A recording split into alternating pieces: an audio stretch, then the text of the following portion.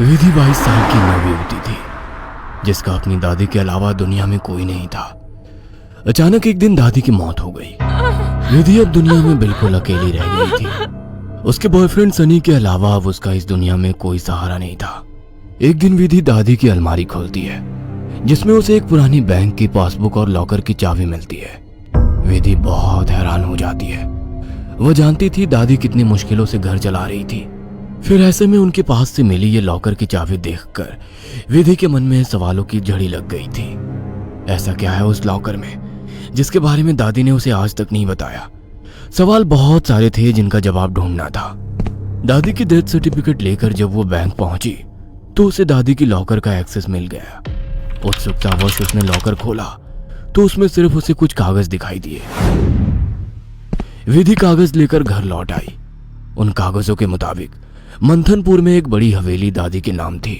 इतनी बड़ी हवेली है दादी के पास और हम सालों से इस 2 कमरे के किराए के मकान में जी रहे हैं। ऐसा क्यों किया दादी ने? खैर जो भी बात हो, अब तो ये हवेली मेरी है। मैं कल ही मंथनपुर के लिए निकलती हूँ। अगले ही दिन वो मंथनपुर के लिए निकल गई थी। बड़ी अजीबोगरीब सी जगह थी ये। मेन रोड से हवेली की तरफ जाने वाली सड़क बिल्कुल सुनसान थी। गाड़ी तो क्या, पैदल चलता हुआ भी कोई इंसान नहीं दिख रहा था। सड़क पर गहरा सन्नाटा पसरा हुआ था। सड़क के दोनों तरफ घने ऊंचे पेड़ लगे थे। इतने पेड़ पौधे होने पर भी वहां किसी भी पक्षी का कलरव नहीं था, कोई जानवर नहीं। धीरे धीरे अंधेरा हो रहा था। सड़क किनारे लगे घने पेड़ अब जंगल की तरह दिखाई पड़ रहे थे। सड़क पर फैली खामोशी अब विधि को डरा रही थी। कुछ ही देर में वो पैदल चलते हुए हवेली तक पहुंच गई थी। हवेली काफी पुरानी दिखाई पड़ रही थी। ऐसा लगता था कि सालों से वहां किसी ने पैर ही नहीं रखा। हवेली के 500 मीटर के दायरे में गिने चुने ही मकान थे और जो थे वो भी खाली पड़े हुए थे। विधि के मन में कुछ अजीब सी उथल पुथल मची हुई थी। मेन गेट खोलकर वो हवेली के अंदर पहुंच गई। अंदर का नजारा देखकर वो दंग रह गई थी। पूरी हवेली जगमगा रही थी। अंदर महंगे फर्नीचर और सजावटी सामान देखकर विधि का मुंह खुला का खुला रह गया था। अरे वाह, ये हवेली तो बहुत वेल मेंटेन्ड है। लगता है यहाँ जरूर कोई रहता है। हेलो, कोई है?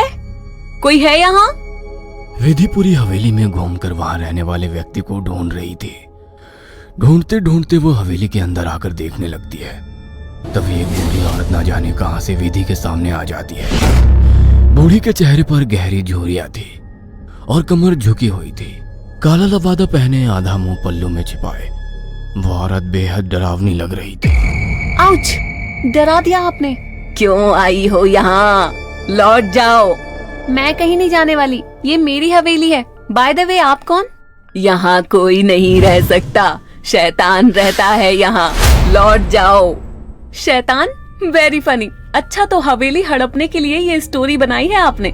विधि कुछ कहने वाली होती है, तभी वो देखती है कि बूढ़ी औरत हवेली की ओर देखकर कुछ सकपका गई है और अपना चेहरा ढकते हुए वो अचानक ही अंधेरे में कहीं गायब हो जाती है। बड़ी अजीब औरत थी, कुछ स्ट्रेंज ही जगह है। विधि हवेली के अंदर आ जाती है और अपना फोन निकालकर सनी को कॉल लगाती है। हेलो सनी, तुम विश्वास नहीं करोगे, ये हवेली तो हमारी सोच से भी ज्यादा खूबसूरत है। तुम बस जल्दी यहाँ आ जाओ। हाँ, मैं आज रात को ही निकलता हूँ। सुबह मिलते हैं, बाय। अगले दिन सुबह सनी भी हवेली पहुंच गया था। अरे यार, कहाँ फंसा दिया विधि ने। अंदर जाने तक का रास्ता नहीं है। हर तरफ झाड़ियाँ, पेड़ पौधे। ऊपर से मुझे कहा कि मेरी सोच से भी ज्यादा खूबसूरत है हवेली माय फुट। सनी बड़बड़ाता हुआ मेन गेट से अंदर जा रहा था। बाहर का कंपाउंड क्रॉस करने के बाद अब वो दरवाजे के सामने था। उसके नॉक करने से पहले ही दरवाजा खुद ब खुद खुल गया। सनी हैरान रह गया था। अंदर पहुंचकर उसने देखा हॉल में कोई भी नहीं है। विधि को पुकारते हुए वो अंदर बेडरूम की ओर बढ़ गया। बेडरूम के अंदर का नजारा देखकर सनी ने दांतों तले उंगलियां दबा ली। विधि अंदर बेड पर बैठी हुई थी। उसके लंबे बाल खुले हुए थे और उसके चेहरे को ढके हुए थे। बालों के बीच से उसकी लाल खून आंखें दिखाई पड़ रही थी। दोनों हाथ और पैरों की मदद से वो बेड पर ऐसे बैठी हुई थी मानो कोई जानवर हो। उसकी खूबसूरती गुलाबी त्वचा जगह जगह से कटी थी और सफेद पड़ गई थी। विधि को देखकर सनी जोर से चिल्लाया, विधि, ये क्या हो गया तुम्हें? सनी की बात सुनकर विधि ने डरावने अंदाज में गर्दन टेढ़ी की। अब उसके चेहरे पर से कुछ बाल हट गए थे। वह भयानक आवाज के साथ हंसने लगी। उसके मुंह से किसी जानवर की तरह लार गिर रही थी। अचानक ही वह पूरी ताकत से चिल्लाई। विधि के बाल हवा में उड़ रहे थे और चेहरा चीखते हुए और भी भयानक होता जा रहा था। काले दांत और सफेद पड़ चुकी आंखें आकार में बड़ी होती जा रही थी। सनी के अंदर और देख पाने की ताकत नहीं बची थी। अपनी पूरी ताकत लगाकर वो कमरे से बाहर की तरफ भागा। बाहर हवेली के दरवाजे तक पहुंचा ही था कि विधि की दर्द से भरी आवाज सुनाई पड़ी। सनी, मुझे छोड़कर मत जाओ, मुझे बचा लो। सनी, ये मुझे नहीं छोड़ेगा। बहुत दर्द हो रहा है, बहुत दर्द हो रहा है। विधि जोर जोर से रो रही थी और सनी को रोकने के लिए बोल रही थी। विधि की ऐसी दर्द भरी आवाज सुनकर सनी तड़प उठा और दौड़कर उसके कमरे की तरफ वापस आ गया। ये सब क्या हो गया विधि? ये सब क्या हो गया? मैं क्या करूं, बोलो। बहुत भूख लगी है, तेरा खून पीना है। इतना कहकर विधि अजीब तरीके से मुस्कुराने लगती है और अपने हाथों और पैरों की मदद से जमीन पर रेंगते हुए सनी की ओर बढ़ती है। सनी बिजली सी तेजी दिखाकर कमरे से बाहर निकल आता है और कमरे का दरवाजा बाहर से बंद कर देता है। सनी की कुछ समझ नहीं आ रहा था। वह विधि की मदद करना चाहता था।